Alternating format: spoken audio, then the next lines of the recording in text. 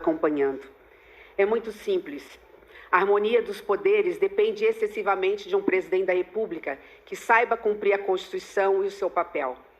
Nós hoje temos uma radicalização, uma desarmonia em função de termos um presidente que ameaça a democracia, os valores democráticos a todo momento. Não respeita a imprensa livre, não respeita a independência do Supremo Tribunal Federal, do Poder Judiciário e do Poder Legislativo. A resposta é: precisamos trocar o presidente da República. Sem paz, nós não vamos unir o Brasil. Sem união, o Brasil não vai voltar a crescer, gerar emprego, renda para a população brasileira. A nossa candidatura, a candidatura do Centro Democrático... Candidato Jair Bolsonaro. Assumi a presidência e escolhi meus ministros pelos critérios técnicos, sem ingerência política. Isso causou um desconforto por parte de alguns políticos e por parte de alguns partidos, como o MDB, por exemplo. Então eu abalei a harmonia onde todos eram amiguinhos e, obviamente, davam uma banana para o povo brasileiro. E qual é o plano? Começamos com o candidato Lula. Olha, primeiro eu quero parabenizar a Bandeirante por manter a sua tradição de fazer os debates políticos e época de campanha. Segundo, dizer para vocês que, lamentavelmente, a gente não tem informação do MEC para saber quantas crianças estão hoje, sabe, com um grau de educação muito abaixo daquele que deveria estar. Porque hoje nós temos dois tipos de estudantes. Nós temos aquele que teve acesso a tablet, a computador e que continuou estudando durante a pandemia, e nós temos aqueles mais pobres que não conseguiram acompanhar, ficaram sem ir para a aula. Além disso, nós temos no ensino médio uma quantidade de evasão escolar muito grande. E nós precisamos, então, trazer essas pessoas. O que eu estou comprometido a fazer? A primeira coisa que eu pretendo fazer, se ganhar as eleições, é logo no começo de janeiro convocar uma reunião com todos os governadores de estado, convocar uma reunião com os prefeitos da capital no primeiro momento, para que a gente possa fazer um pacto de fazer uma verdadeira guerra contra o atraso educacional que a pandemia deixou e contra o atraso educacional de outras situações pelo corte de dinheiro que houve na educação. Eu sou daqueles que, quando peguei a educação, eu quero agradecer a Bandeirantes que lidera esse pool por essa oportunidade de debater. Quero cumprimentar, dar uma boa noite a todos os meus ilustres oponentes aqui, às senadoras e aos senhores candidatos. E a todos os brasileiros eu devo dizer, basicamente, que essa pergunta parece ser uma escolha que Deus me deu. Por quê? Porque o Ceará tem hoje a melhor educação pública do Brasil e eu modestamente ajudei a produzir isso. Nós temos todos os indicadores de avaliação, 79 das 100 melhores escolas públicas do Brasil, e já estamos encaminhando uma equação para esse prejuízo grave que a pandemia causou entre a comunidade escolar. Porém, vamos ter clareza, eu vou fazer durante esse debate um esforço imenso para que a gente entenda que os problemas brasileiros de hoje não são problemas que nasceram agora. Quem vai responder pelo sorteio prévio, quem começa essa rodada indicando quem vai responder é o candidato Jair Bolsonaro. Por favor, para quem vai a sua pergunta? Ex-presidente Lula. 1 minuto, por favor. Corrupção. A Petrobras, ao longo de 14 anos de PT, se endividou em aproximadamente 900 bilhões de reais. Fruto de desmandos, refinarias começadas não concluídas, entre tantas outras coisas. Esses 900 bilhões de reais daria para fazer 60 vezes a transposição do Rio São Francisco. Ou seja, o povo nordestino sofreu por falta d'água por causa de corrupção do seu governo. Mais ainda, esse montante é equivalente a 120 vezes o orçamento do Ministério da Infraestrutura. Eu estou falando isso para que você tenha noção do tamanho da corrupção somente na Petrobras.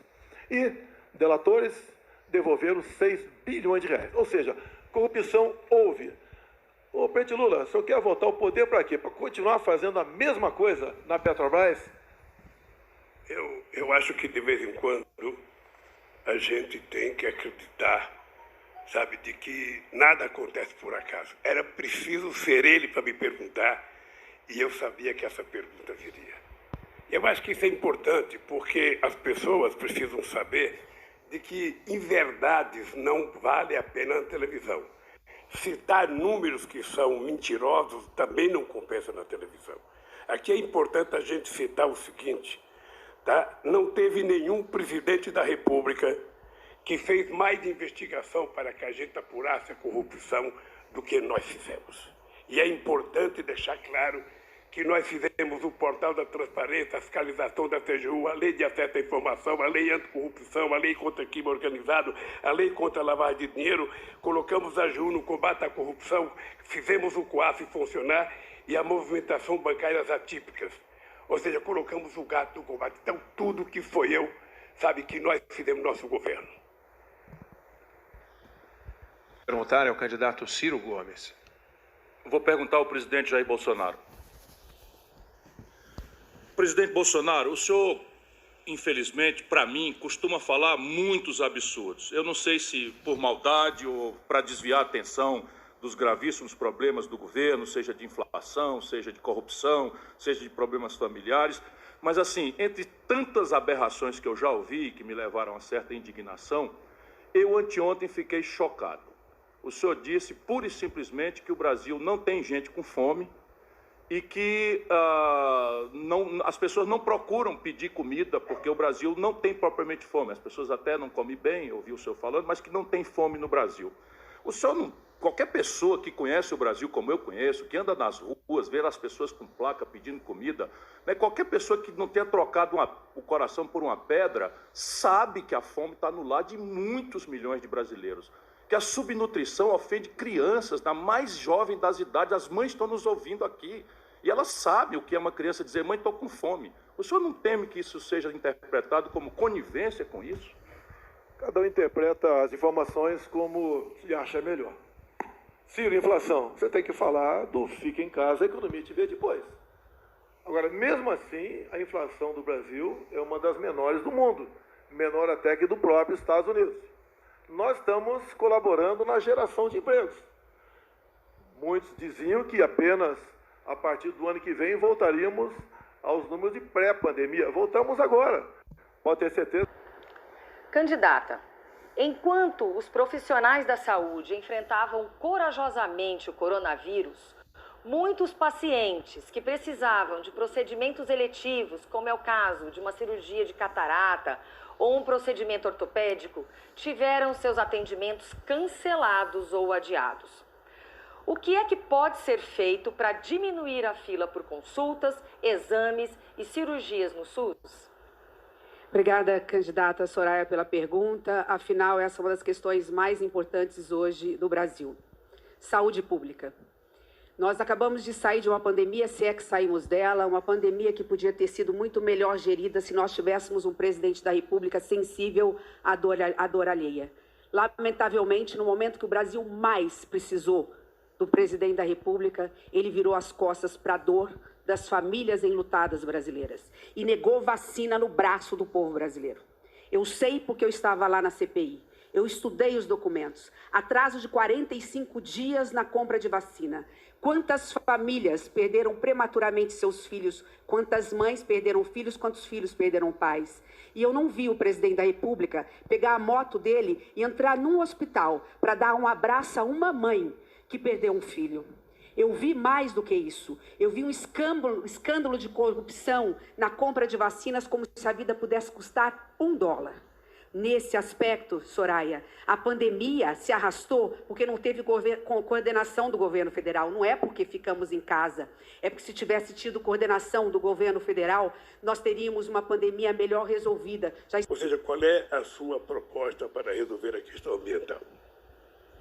Bom, candidato Lula, a retomada do crescimento econômico do Brasil depende de uma política ambiental que faça o Brasil ser a primeira nação carbono zero entre as grandes potências econômicas. Isso está no nosso plano de governo. Esta é a maior oportunidade que o Brasil tem para sequestrar carbono. O Brasil tem potencial para sequestrar 50% do carbono do mundo plantando árvore em terra degradada. Nós temos 50 milhões de hectares de terra degradadas, dá para plantar árvore em 3 milhões de hectares, isso vai gerar renda para as pessoas mais pobres, isso vai gerar progresso em outras regiões do Brasil. Vai ajudar também a impulsionar a energia renovável no Brasil. O Brasil já tem a matriz mais limpa de energia e precisa continuar expandindo.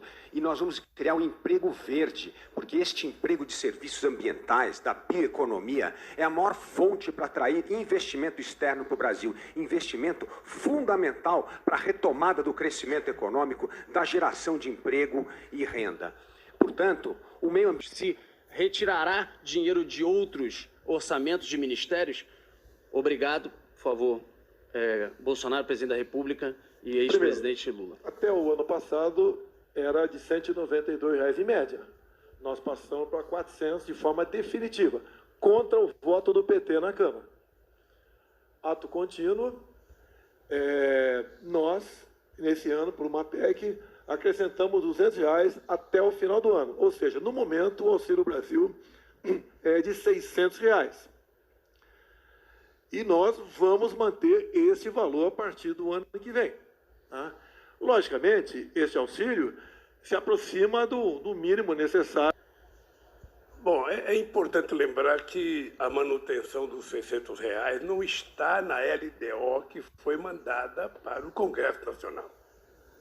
Ou seja, significa que existe uma mentira no ar. Não está na LDO a manutenção dos R$ 600. A segunda coisa, que é em verdade, é que o PT, já faz 2 anos que o PT tem reivindicado os R$ 600 no Bolsa Família. A bancada do PT votou favorável, porque a bancada do PT acha que o povo tem que receber efetivamente esse auxílio, mas é preciso que a gente faça essa política concomitante com a política de crescimento econômico, com a política de geração de emprego, de geração de oportunidades de pessoas, coisa que não está pensado em nenhum momento. Então, o candidato, ele adora citar números absurdos que nem ele acredita, e saber o seguinte: já vendeu a Eletrobras, já vendeu a BR, está fatiando a Petrobras, privatizou a BR. Candidato Bolsonaro, o senhor tem 1,30 para a sua réplica. Olha, o PT foi contra o R$ 400 lá atrás, votou sim, para de mentir. Está no teu DNA, mentir e inventar números. Né? No corrente ano, discursaram contra e votaram a favor. Questão de LDO, você resolve. Eu tenho contato com liderança da Câmara. Após as eleições, podemos fazer algo mais... Vera, se você olhar o Brasil, tudo está fora do lugar. Mas é tudo mesmo está fora do lugar. É uma coisa que me choca ouvir o presidente Bolsonaro dizer que a economia está bombando. Hoje, no Brasil, meu irmão... Vamos lá, eu me emociono e quero segurar aqui a minha indignação. Mas espera um pouquinho. Sabe, entre desalento, 5 milhões de brasileiros desistiram de procurar emprego. Entre desemprego aberto, que é o brasileiro que está indo de porta em porta todo dia de manhã, pulando a catraca do ônibus porque não tem dinheiro para pagar a passagem, sabe? E o trocador deixa e volta para casa com a boca amarga. Não tem vaga, não tem vaga. Lá se vão mais 10 milhões de brasileiros. Mas o que mais está me chocando e vendo esse nível de alienação e de ódio, de coisas assim, mentira para cá, mentira para lá, isso é o Brasil que essa gente está produzindo, dividindo a nossa nação, e eu quero reconciliar. Mas espera um pouquinho, quase 50 milhões de pessoas não estão nos ouvindo nesse debate, essa é a minha contradição. Eu falo por eles, mas eles estão aí esfolados, vivendo na informalidade mais vil. Sabe o que é informalidade? Eu vou repetir para quem embruteceu o coração. Eu queria começar falando das vacinas. As pessoas se esquecem que foi exatamente em 2010 e 2009, quando chegou a H1N1, nós vacinamos em 3 meses 83 milhões de pessoas nesse país. Então, se as pessoas não são vacinadas, é irresponsabilidade de quem comanda, porque, na verdade, nós temos condições e o Brasil é lembrado no mundo inteiro como um país de muita competência em vacinação, compreensivo aos problemas sociais. Então, é o seguinte, eu espero que o Ciro, nessas eleições, não vá para Paris. Eu espero que o Ciro fique aqui no Brasil, que a gente sente para conversar e possa construir a verdadeira aliança política que ele sabe que vai ser construída. O Lula é esse encantador de serpente, assim, vai na emoção das pessoas, cativo. Nós temos uma relação bastante antiga e ele quer sempre trazer a coisa para o lado pessoal. Não é pessoal. Eu atribuo ao Lula a contradição econômica do Lula, a contradição moral do Lula e do PT, o Bolsonaro. Eu não acho que o Bolsonaro desceu de Marte com essas contradições todas. O Bolsonaro foi um protesto absolutamente reconhecido, respeitosamente por mim, contra a devastadora crise econômica que o Lula e o PT produziram e que ele apaga. Ele faz números assim e esquece. Se você tomar, e eu vou fazer isso durante esse debate, a média de crescimento econômico do período do PT é medíocre, é igualzinha a do Fernando Henrique Cardoso. O desemprego que está aí de 10, o Bolsonaro recebeu com 12, recebeu do PT. E aí... Mesmo assim, Ciro, nós ainda vamos conversar. E você vai pedir desculpa, porque você sabe que você está dizendo inverdades a meu respeito. Você sabe que está dizendo inverdade. Agora, o que é importante a gente levar em conta é que quando o Ciro joga a responsabilidade da eleição do cidadão, sabe, nas minhas costas, eu queria dizer que eu não fui para Paris. Eu não saí do Brasil para não votar no Haddad. Eu não saí no Brasil para não votar. E fui preso para não ganhar as eleições, porque sabiam que se eu tivesse liberdade eu ganhava as eleições. E você sabe que eu fui absolvido em todos os 26 processos?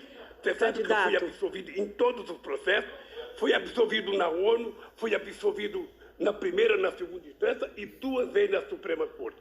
Agora é o seguinte, eu sou o único inocente que paga o preço de ser inocente. Ou seja, eu sou culpado porque sou inocente. Extremamente chateada. Quando homens são tchutchuca com outros homens, mas vêm para cima da gente sendo tigrão, eu fico extremamente incomodada. Aí eu fico brava assim. E digo mais para você. Lá no meu estado, tem mulher que vira onça. E eu sou uma delas. Eu não aceito esse tipo de comportamento e de xingamento. E, acima de tudo, disseminar ódio entre os brasileiros e nos dividir. Nós dizíamos sempre, lá atrás, que o PT... Eu fui fazer uma justificativa da decisão dele. Então, eu quero dizer para o presidente da República, nem é para o candidato, que fabrica fake news e que fala em verdades. Eu não tenho medo de você e nem dos seus ministros. Recebi violência política na CPI. Fui chamada descontrolada. Um outro de dedo me ameaçando porque queria me impedir de falar e de participar da CPI da vida. E pior que isso, um ministro seu tentou me intimidar entrando no Supremo Tribunal Federal porque eu denunciei o esquema de corrupção da vacina que Vossa Excelência não quis comprar. Liberdade. Desculpe os demais candidatos, mas está polarizada as eleições. Quem o ex-presidiário apoiou no passado? Apoiou Chaves, apoiou Maduro. Para onde foi a Venezuela? 5 segundos para a sua resposta. É apenas para dizer da irresponsabilidade de quem exerce o cargo de presidente da República, que me chamou 2 vezes de presidiário. Ele sabe a razão pelas quais eu fui preso. As razões pelas quais eu fui preso foi para ele se eleger presidente da República, porque era preciso tirar o Lula do pedaço. Eu, nesse processo todo, estou muito mais limpo do que ele ou qualquer outro parente dele.